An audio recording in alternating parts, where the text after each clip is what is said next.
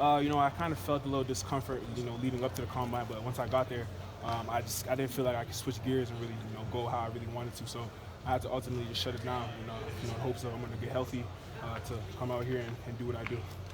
Did you, and were you able to do everything today that you wanted? I was able to do everything, just except for my 40. I still healing, still recovering, doing rehab, but I just didn't think today would be, beneficial for me to be running. Jesse, what did you want to prove to these people specifically, and then did you do it? Honestly, just remove any doubt regarding my short area quickness, change of direction, and I felt that I did exactly that. My short shuttle, clocking a 4.2 flat, being able to show that I can get in and out of my breaks and move and change directions. In terms of where NFL teams have been saying they want you on the field, has it been linebacker, more pass rusher? What has been the feedback on that? It's been a little bit of both, honestly. Some teams, they're kind of asking me where I feel the most comfortable. And honestly, I tell them I play defense. My perception and how I look at things is I want to be the most disruptive player on the football field, whether it's the linebacker position or defensive end, outside linebacker position. It doesn't really matter for me. Jesse, how close were you? Did you give any thought to coming back to school for the COVID bonus year, or were you pretty much full go as soon as you got the season you had in defense? Absolutely. I remember having a few interviews with you guys. My decision wasn't final. After the Outback Bowl, I literally sat with my family for a little bit and we talked about it.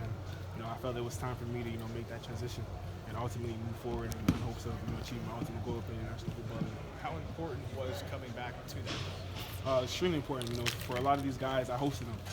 Well over 25.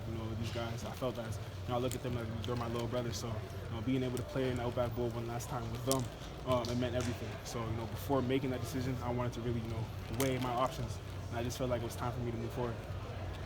What have teams told you between the conversations you've had either before today, conversations you have set for the future? What are kind of some of the messages you've received? They love my demeanor, they love my film, and whether it's at the defensive end, linebacker position, outside linebacker position, it presents a lot of value and versatility, so it doesn't really matter where they play me. The goal for me is to get on the field. It doesn't matter which position it is. What can you tell us about the guys in that linebacker room that are still here? You said a lot of younger brothers, it's like. What can you tell us about Curtis? Curtis is someone who I'm looking forward to seeing his development, not on the field. I know he can play, more so as a leader, how he conducts himself, his character. But he's someone who I know who's ready for the role, someone I'm extremely excited for. Another guy would be Tyler Elsdon, a guy who's been extremely mature from the time he got here. Now it's his opportunity to earn his role on the football field. So that's somebody who I'm really be keeping a close eye out for. I think it means for the program that there's 15 guys participating today, and what does it mean to be part of such a large group? It's a blessing. It's an honor as well, just to be out here to continue the legacy. We try to pride ourselves on being the most competitive environment in college football. So having that 15 people here competing, it's everything. We want to show that you come to Penn State, have opportunity to get a great education, and at the same time have the opportunity to go and pursue your dreams of playing in the National Football League in front of every single team. I think we had all 32 representatives here today, so this is what we do. This is why you come to Penn State. Has anything surprised you throughout this whole process since getting I wouldn't say nothing's really surprised me. It's just been, I wouldn't say overwhelming, but it has been a little bit. Yeah. But you just gotta take it one day at a time. What's the most overwhelming part? Time. Okay. Time. That's really it. Now you're a full-time athlete. You gotta really treat your body the way it needs to be treated. Nutrition, stretching, massages, etc. I saw you were chopping it up with Dan Quinn for a while. Is that weird at all? I mean, I know you've been around football for a long time, but you watch these guys on TV, and the next thing you know, you're having this kind of like peer-to-peer conversation. What is that sort of like? It's a blessing, honestly, just to be in this position. It's gone from me being able to watch these guys on Sundays to now, they're here scouting me, to potentially be, selected to come and join their organization. Can you speak up, please? So, it's dope, honestly, just to be able to chop it up with a guy like Dan Quinn. And I kind of made him laugh. I told him, listen, I don't see why not. Why wouldn't you want to pair me and Michael back up? Also, as well as Neville Gallimore, someone who I look up to as a big brother. Went to Oklahoma, from Canada, Ottawa as well. So, having the opportunity to potentially go out there would be spectacular. What was Micah's letter of recommendation?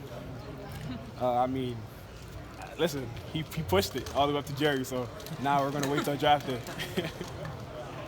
You talked a little bit earlier about the linebackers, Tyler and Kobe. What about the defensive ends who come behind you? Who are the guys who feel I said Lisa Isaac, number one. We already know about Smith Vilbert with the performance he had in the Outback Bowl.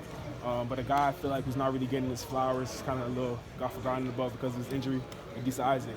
Someone I know is going to take the whole conference by force, so I'm excited for him. What does he do to allow him to do that? What are some of his traits that we didn't get to see because he was hurt? He's going to be Disruptive, he's fast, extremely intelligent player. Someone who I'm really looking forward to how he's going to develop into a full-year starter, a leader of this defense, of this team. So I'm excited for him. Did you take in practice Monday or yesterday? I had.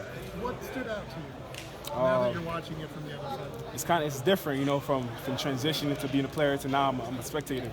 But just watching how these guys are working, their chemistry, how they work together as a unit. So it's been a kind of fun moment for me to be able to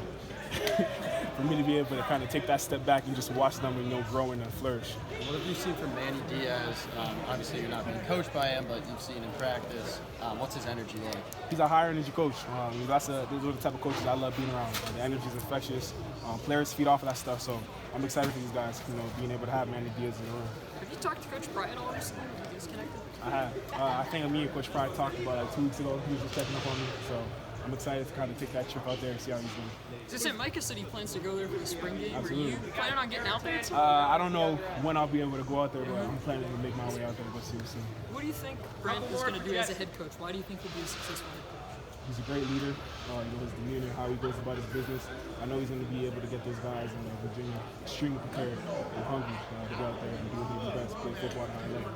Jesse, I'm sorry if you've been asked about this, but how do you feel you did today? And do you think you showed teams your pass rushing ability where you couldn't at the combine because of your injury? I felt I did well today. I kind of had the opportunity to really negate a lot of the question marks they had.